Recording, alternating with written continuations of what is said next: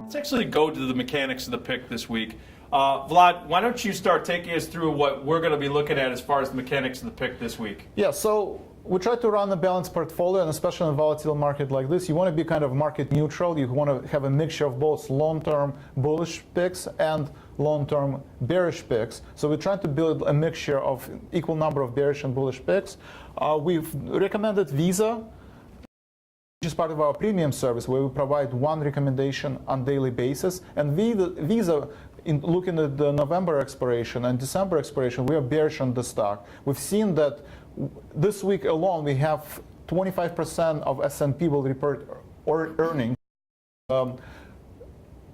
American Express already reported earnings. We've seen the sell-off in a lot of the credit card names, Discover Financial, Capital One. All of those stocks has been sold off. Visa is reporting earnings this week or soon. So we are bearish on the Visa. It has missed earnings in the past 3 quarters, and with the expectation that interest rates are going to be increased, we think that the long-term is bearish trend for Visa. So, you know what, I don't disagree with that assessment as far as the long-term components of Visa and just the financials in general, especially the credit card companies. The thing that you have to watch out here, folks, is that as we saw last week with the 10-year basically getting under 2% as far as yield, and the threat of deflation both in Europe and Asia, I don't think the interest rates are going to be moving that much any faster than what we're anticipating maybe into 2015. We might see that actual movement.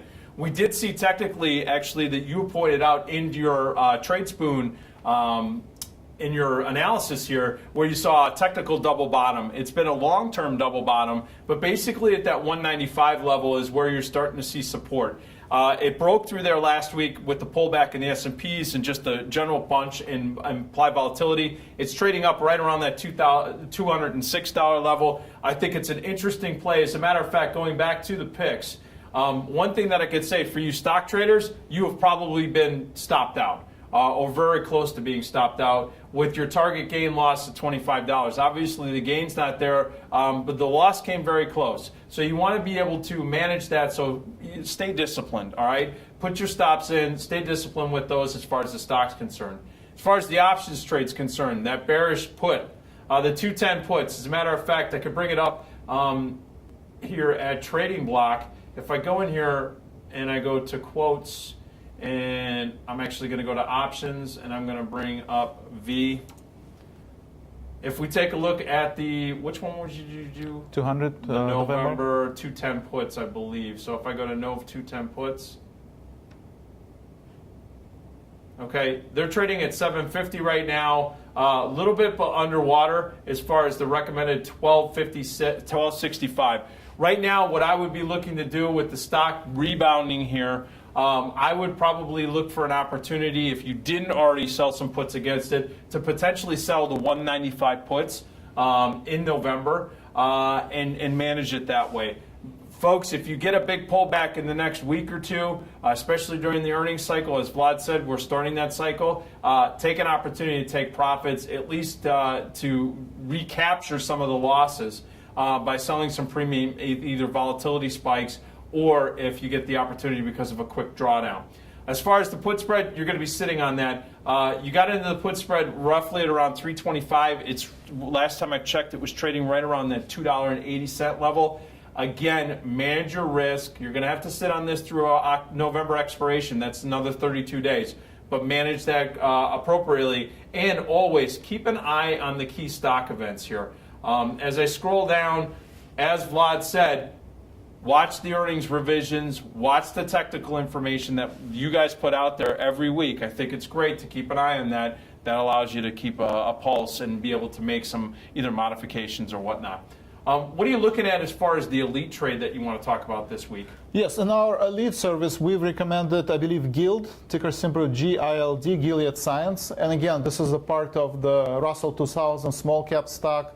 Has retraced back as much as 13% in the past 2 weeks. But we did see the bottom in last week, and Russell 2000 stocks have been rebounding off. Gilead Sciences is where long-term we are bullish on the stock. Yep. Our long-term value momentum is at 10. So we believe that Gilead Sciences will beat the earnings estimates. They have reported earnings number for the past 4 quarters that beat the estimates. So we are in a bullish camp, and Gilead Sciences did not sell off as much as other Russell 2000 stocks. So I think we're in a good position. And Joe, do you have any what's in the next couple weeks? Full disclosure here. I do have clients that are in this underlying. We both have stock and option positions in here, so I do need to fully disclose that. As far as Gilead's concerned, it's been extremely volatile. It hit the lows last week of 95. It's bounced back. It's trading at right around 102.50 today. The entry point was 106 for you stock traders that did get into the recommendation. And so basically, you're going to sit tight with the stock. It's at around a $4 loss. For you stock traders, you might start looking at the 115 or the 120 calls. If there is some premium in there, which vol has been boosted up in there, you could sell that against the stock if you're looking to generate some revenue. The options trade, looking at the $100 calls, you got in at 940. They're a little bit lower right now. Again, I would probably sit tight. The vol has held those long options up, so that helps you when you're long options. It hurts you when you're short options. For the spread, again, the spread, it's the 97.5 100 put spread. Now, you sold that put spread. Put spread started to work against you, but with that bounce today of around $2 in the stock, let's see if that vol starts to come out. If it does, I would look to cover this spread at right around 90 cents. Take your profits at a 50% profit potential. And that's what I do on credit spreads for myself and for my clients. And that's where I would pull the trigger as far as taking any profits here and also managing the trade. And again, as always, I suggest keeping an eye on those key stock events.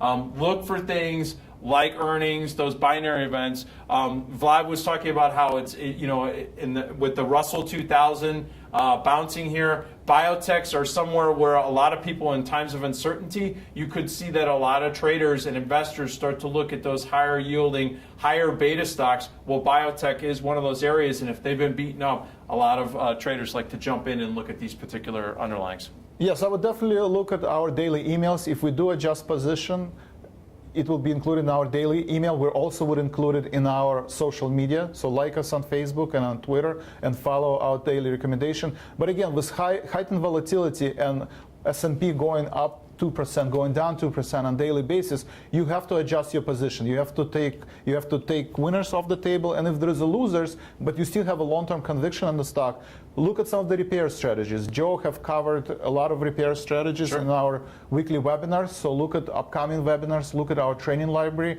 how one would adjust their position and repair them, whether you want to roll it to the next month, whether you want to roll to the lower strike prices. But always trade small, trade often, and make sure that if this trade does go in a time of volatile market, you can repair your strategy and have a long-term conviction on the stock.